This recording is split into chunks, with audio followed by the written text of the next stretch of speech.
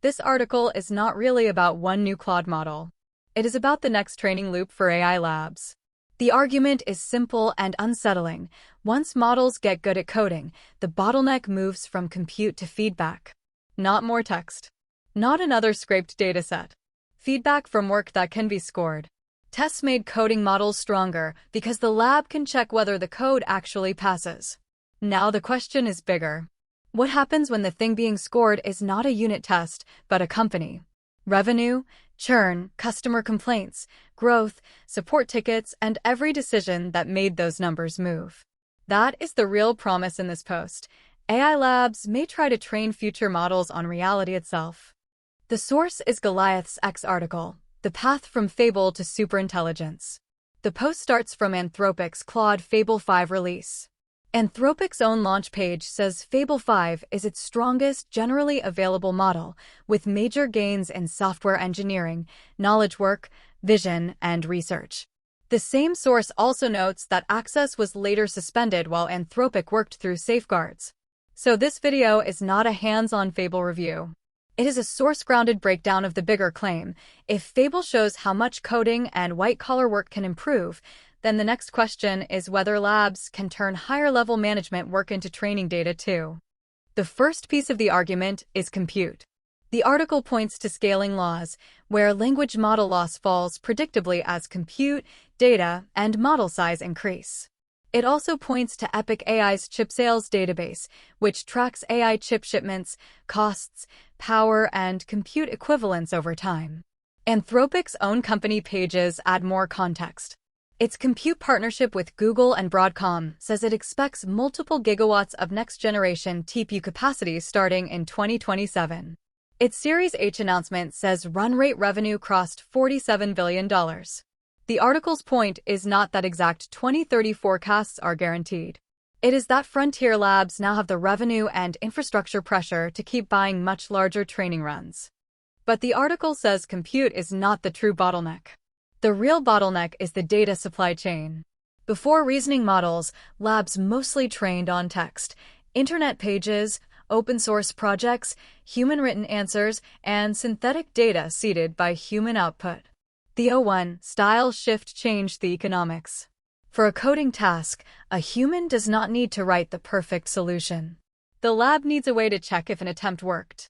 Let the model try many times. Run tests. Keep the attempts that pass. Train on the successes and the failures. That turns one carefully designed environment into a machine for producing feedback. The article names companies like Mercer, DataCurve, and Mechanize as part of this testing environment economy. That explains why frontier models can look incredible in coding and still clumsy elsewhere. Software has tests, compilers, benchmarks, and bug reports. Taste-based work does not. The article uses writing as the clean example. A model can write clear prose, but judging originality, timing, taste, and voice is much harder than checking a unit test. It also cites Vending Bench, where Claude Fable 5 does not dominate the business running task even though it performs strongly on other benchmarks. The deeper issue is executive judgment. A real manager has to understand customers, competitors, timing, pricing, design taste, and messy human behavior. Those things are hard to compress into a fair, isolated test. The proposed next step is what makes the article worth a video. Instead of only building artificial tests, an AI lab could score agents against real-world outcomes. Start with human-managed teams that use many AI agents to run consulting shops, internal automation projects, or small companies. Record the decisions, the context, the customer feedback, and the results. Then use that record to create synthetic transcripts, simulations, critic model feedback, and new training tasks. Once some AI-run companies succeed, the lab can score strategies with revenue, churn, growth, customer support load, and real product failures. A critic model can study both the winners and losers, then turn the patterns into more training environments. That is the loop. Reality produces sparse rewards, critics turn them into dense lessons, and new agents try again. The article even sketches the economics. If only 1% of AI-run companies cross a useful success threshold, 5,000 company runs still create about 50 successes. 20,000 runs create about 200. At $25,000 to $100,000 per company run, the yearly bill can reach hundreds of millions or a few billion dollars. That sounds absurd until you compare it with Frontier Lab revenue, fundraising, and compute spending.